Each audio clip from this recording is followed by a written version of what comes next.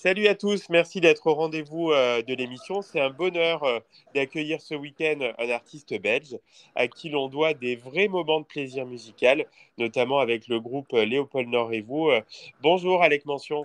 Bonjour, Must FM. Alors Alec, comment la musique est arrivée dans votre vie? Oh, ben, elle est arrivée à ma naissance, puisque mes parents étaient musiciens classiques et mes frères musiciens aussi.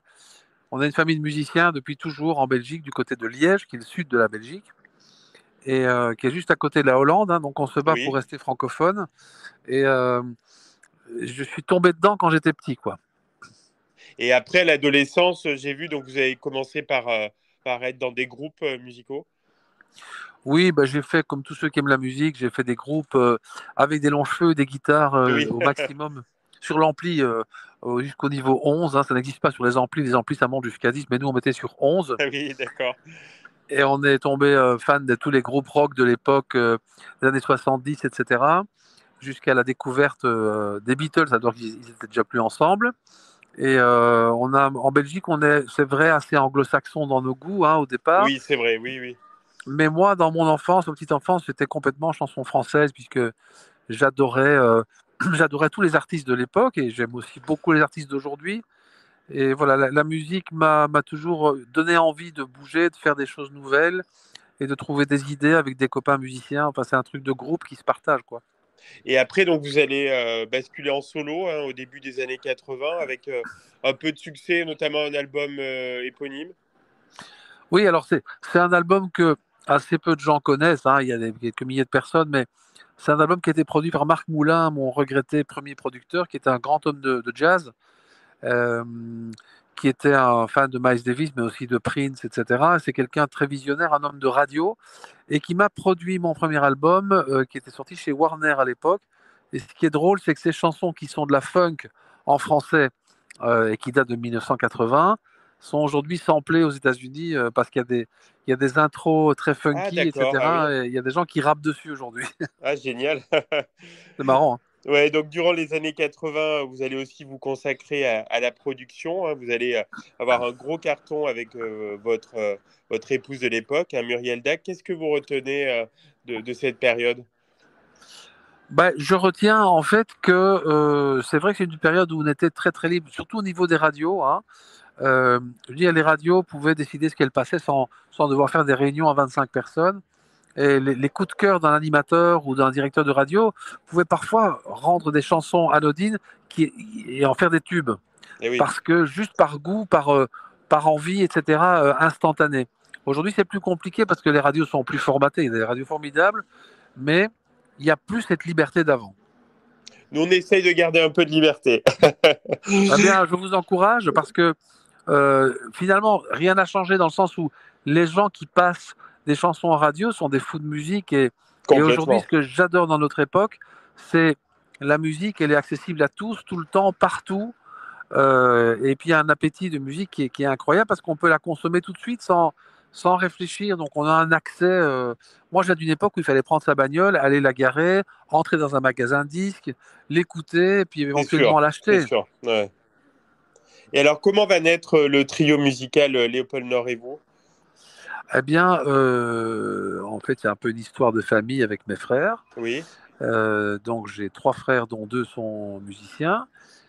Et Benoît et Hubert, donc c'est un Hubert qui est plutôt les textes, Benoît plutôt les musiques aussi. Et on a toujours fait de la chanson ensemble pour déconner à la maison quand on était ado. C'était, j'ai eu la chance de vivre dans une maison qui était un peu un courant d'air où tous les voisins venaient, il y avait toujours des gens qui passaient. Et c'était un peu une communauté, on aurait pu dire, de plein d'adolescents qui se croisaient. Et de tous ces délires entre frères et copains est né le trio, au départ les frères Mention et puis Léopold Nord et vous. et alors dès le départ, vous allez connaître un énorme succès en 1987 avec C'est l'amour. Là, ça dépasse complètement vos espérances, non? Ah bah, je crois que ça dépasserait l'espérance de chacun parce qu'au départ, quand on fait ça, c'est d'abord pour l'amour de la musique, parce qu'on s'éclate, parce que on pense que ça peut faire marrer les autres ou que les autres peuvent aimer.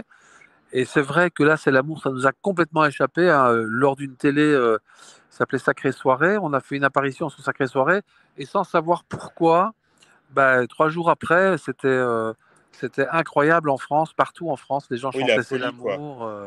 la folie, ça devenait le spectacle de l'école.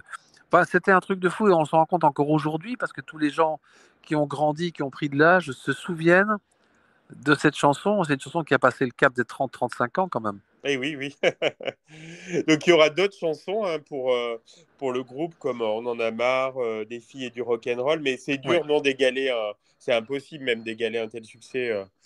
Oui, mais nous, c'était pas notre obsession parce qu'on Oui, n'était pas dans le marketing.